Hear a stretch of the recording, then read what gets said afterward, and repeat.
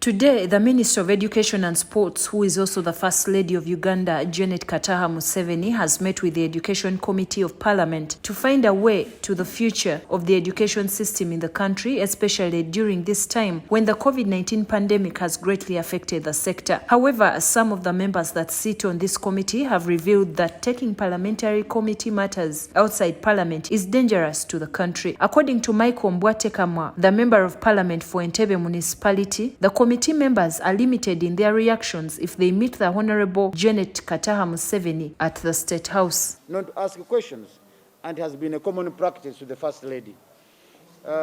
She fears questions, and she has conditions. To ask questions, she has to approve. If she is not ready to answer your question, then you are not allowed to ask questions. COVID has affected the education sector in various ways, and Parliament had appropriated over 21 billion to be given to the private teachers, and this money went to her docket, the Minister of Education. The private teachers did not receive the money.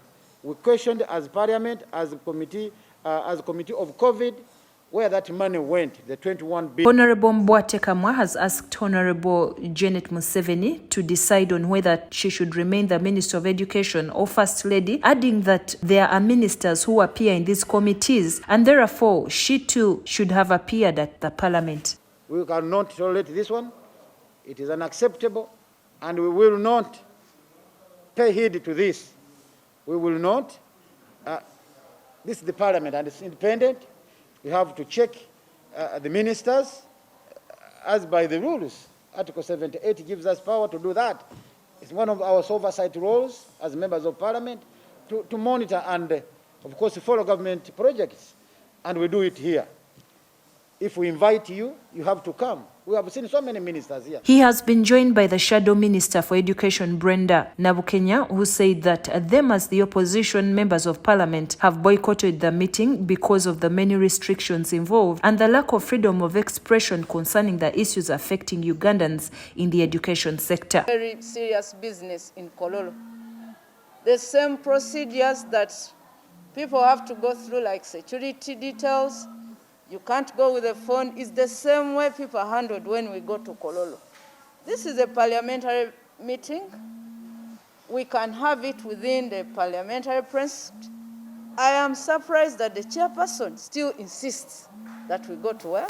To Kololo, and the meeting is currently taking place at Kololo. But we are saying we cannot go. We must follow the law, and the chairperson must make sure that these meetings are very inclusive. She also talked about what they would like the minister to address the nation about. We won't be able to respond because there are so many prevailing issues when it comes to the education sector. Schools are being sold, continuity of education, opening of schools, private teachers. There are so many issues that we need to be addressed, but through the ministry. But we find that this minister does not want to abide by the rules, and also she tries to put conditions so that the work can't move.